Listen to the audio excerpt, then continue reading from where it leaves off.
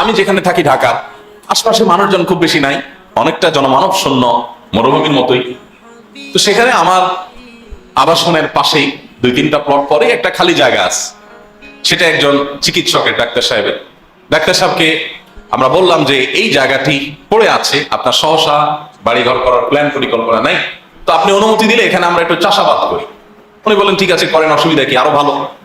তো আমরা সেখানে বাহির থেকে মাটি এনে, গোবর এনে সেখানে ওইটাকে চাষাবাদের উপযোগী করে এবং কায়িক পরিশ্রম দিয়ে, শুধু আর্থিক অংশগ্রহণ না, কায়িক পরিশ্রম দিয়ে নিজেরা কোদাল দিয়ে একটি একটি করে কোপ দিয়ে মাটিগুলোকে প্রস্তুত করে সাথে লোকজন নিয়ে তারপর আমরা সেটাকে প্রস্তুত করেছি। এবং আমার সেই ক্ষেতে আলহামদুলিল্লাহ 19 আইটেমের সবজি আছে। আমরা আলু ছাড়া, পেঁয়াজ ছাড়া, রসুন ছাড়া, আলু পেঁয়াজ রসুন ছাড়া কোনো কিছু আমরা কিনে খাই না আলহামদুলিল্লাহ। বরং আরো বহু ফ্যামিলি, বহু পরিবারকে আমরা আলহামদুলিল্লাহ সেটা উপহার দিতে পারি, খাওয়াতে পারি। অফিসে সহকর্মীদেরকে, মাদ্রাসা সহকর্মীদেরকে আমরা সেখান থেকে তাদেরকে দিতে পারি। কোনো অতিথি আমাদের বাসায় গেলে তাদেরকে খাবার খাওয়ানোর পাশাপাশি আমরা একটু সবজি দিই, এটা আমাদের কালচার। আর গাড়িতে যখনই বের হই, অন্য যাই থাকুক, বই পুস্তক আমার গাড়িতে থাকে, আর একটু সবজি থাকে, যদি সবজির আইটেম তখন কোনোটা থাকে দেওয়ার মতো। তো আমরা চাইলে আশপাশে অনেকেই করতে পারি। আপনি অনেক ব্যস্ত, আপনি অনেক অনেক ঝামেলাতে থাকেন, আপনার সময় হয় না, এগুলো সব অজুহাত। আপনি মর্নিং ওয়াক করার জন্য আধা ঘন্টা দৌড়াইতে পারতেছেন, কেন? আপনার সুস্থ থাকতে হবে। আপনাদের দৌড়াদৌড়ি বাদ দিয়ে আপনারা খেতে কাজ করা ধরেন এবং আপনি সিরিয়াসলি কোপাইতে থাকেন, ঘাস বাঁচতে থাকেন, আপনার যে পরিমাণ মুভমেন্ট হবে, আপনার ওই মর্নিং ওয়াকের জন্য দৌড়াদৌড়ি না করলেও চলবে। হাজার হাজার মানুষ পাওয়া যায়। আমি মর্নিং ওয়াক করাকে দোষে বলতেছি না। নবী করিম সাল্লাল্লাহু আলাইহি ওয়াসাল্লাম সকালে হাঁটতে বের হইতেন অনেক সময়, বিভিন্ন সময়। এটা খারাপ কিছু না, আমি সেটা বলছি না যেটা খারাপ।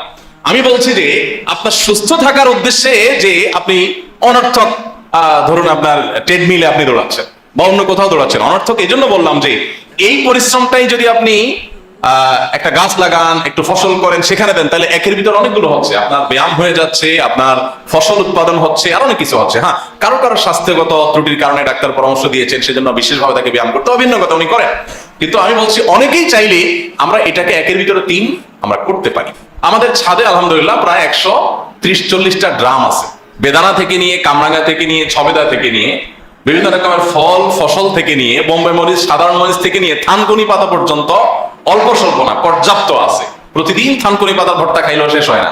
গেস্ট আসলে তাদেরকে আমরা থানকুনি পাতা, ঢাকা শহরের ছাদে এত থানকুনি পাতা, এবং আরো বিভিন্ন রকমের রং বেরঙের আপনার ফল ফসল, পেয়ারা থেকে নিয়ে সবকিছু আলহামদুলিল্লাহ আমরা, এমনকি ক্যাপসিকাম পর্যন্ত আমরা লাগিয়েছি এবং ধরেছি আলহামদুলিল্লাহ।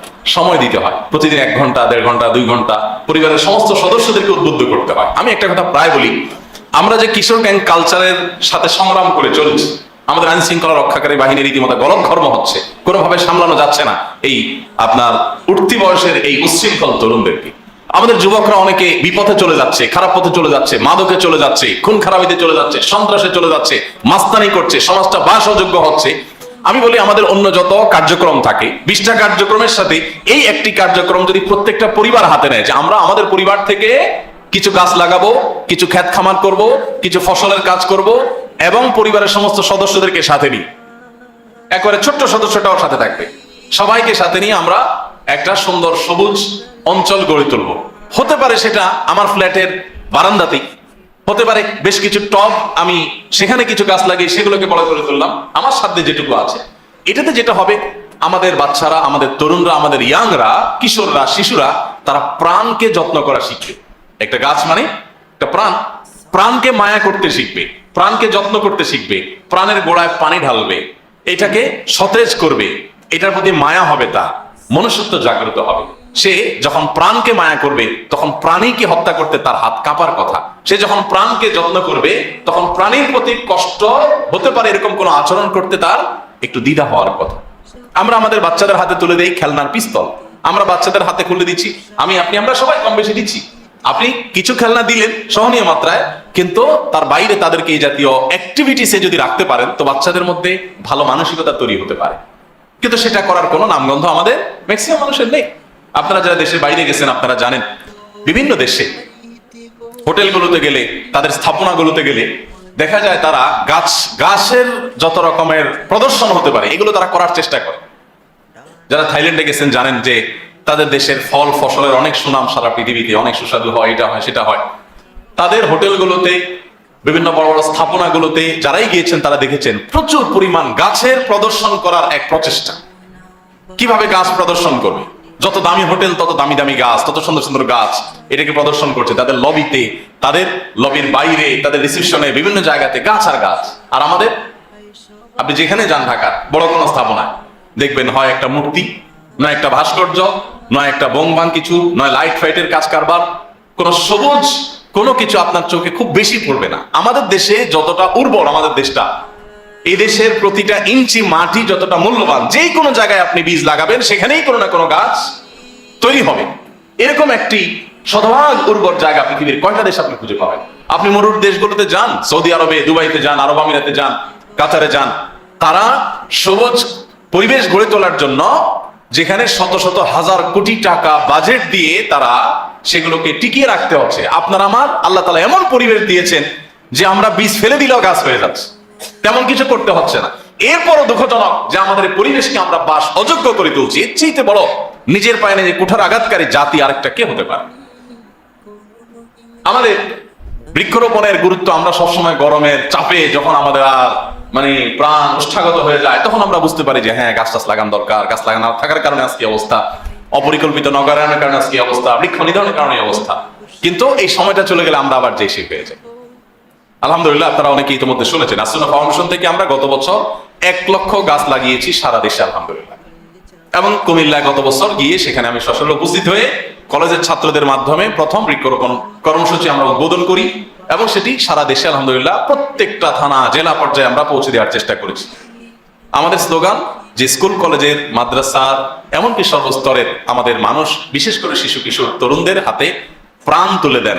গাছের চারা তুলে দেওয়া মানে প্রাণ তুলে দেওয়া, তাকে দায়িত্ব দেন এটার যত্ন নেওয়া। সে প্রাণকে যত্ন করা শিখবে, সে মানুষ হতে শিখবে ইনশাআল্লাহ, এবং আমরা সবুজ পৃথিবী পাবো। আর না হলে পানির জন্য যে হাহাকার হচ্ছে এটা আরো অনেক দূর চলে যেতে পারে এবং আমাদের বাসযোগ্য এই দেশ বাসের অযোগ্য, অলরেডি অনেকটা নানা কারণে বাস করা কঠিন হয়ে যাচ্ছে, সেটা আরো কঠিনতর হয়ে যেতে পারে। এই জন্য বৃক্ষরোপণের পরে আমাদের প্রত্যেকটা মানুষকে আন্তরিক হতে হবে। আমরা এই বছর অর্থাৎ এই যে সামনের বর্ষাকে সামনে রেখে 3 লক্ষ গাছ রোপণ করা পরিকল্পনা হাতে নিয়েছি। ইতিমধ্যে যারা চারা সরবরাহ করে তাদেরকে অর্ডার করা হয়েছে, তারা চারাগুলো প্রস্তুত করছে, রেডি করছে। আমরা সারা দেশে 3 লক্ষ গাছ লাগানোর ঘোষণা দিয়েছি। আলহামদুলিল্লাহ, এই প্রকল্পে সবার অংশগ্রহণ করবার সুযোগ আছে, কারণ আমাদের কাছে এটার জন্য কোনো ফান্ড সেরকম উল্লেখযোগ্য নেই।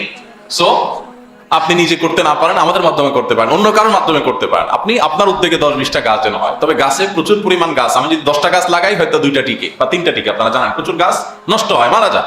এই জন্য আপনি যদি 50টা গাছ লাগানোর উদ্যোগ নেন এবং পরিশ্রম করেন, দিন শেষে 2-4-5টা হয়তো ইনশাআল্লাহ টিকে যাবে এবং এটা আপনার নাজাতের জরিয়া হবে। আপনারা সবাই হাদিস মুখস্থ, বারবার আপনারা শুনেছেন নবী সাল্লাল্লাহু আলাইহি ওয়াসাল্লাম বলেছেন, কেউ যদি কোনো গাছ লাগায়, কোনো গাছ রোপণ করে, সেই গাছ থেকে কোনো মানুষ তো বটেই, পশু পাখি এমনকি পোকা মাকড় কীট পতঙ্গ পর্যন্ত যদি ওই গাছ থেকে খায় বা কোনো উপকার গ্রহণ করে, গাছের পাতা পল্লব, গাছের মুকুল, ফল, ফসল, কোনো কিছু, কোনো পোকায় খেলো, মাকড়ে খেলো, কোনো পাখি খেলো, মানুষ তো বটেই, মানুষ প্রাণী কুল সেখান থেকে উপকৃত হলো, এর মাধ্যমে তিনি আল্লাহর কাছে সাদকায়ে জারিয়ার সওয়াব লাভ করবেন।